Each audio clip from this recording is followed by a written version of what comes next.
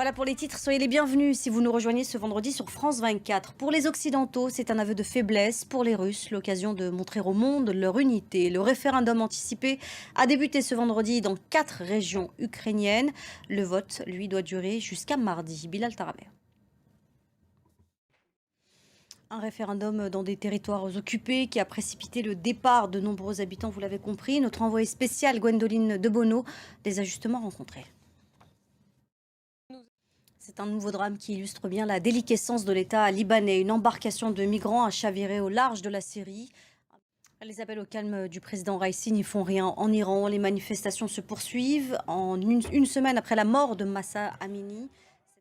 C'est une opération de grande envergure qui a été déjouée en Islande. 4 hommes ont été arrêtés. Ils préparaient une attaque. Des armes et des munitions ont été saisis dans cette petite nation insulaire, jusqu'ici, il faut le dire, épargnée par le terrorisme. Florent Rodeau.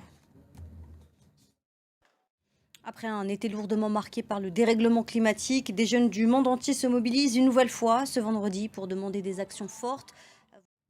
On le pensait derrière nous, le virus du Covid est pourtant encore bel et bien présent. Le nombre de contaminations repart en forte hausse et pour la première fois depuis bien longtemps, eh bien, on a dépassé cette semaine le million de tests réalisés dans le pays. On fait le point avec nos confrères de France 2.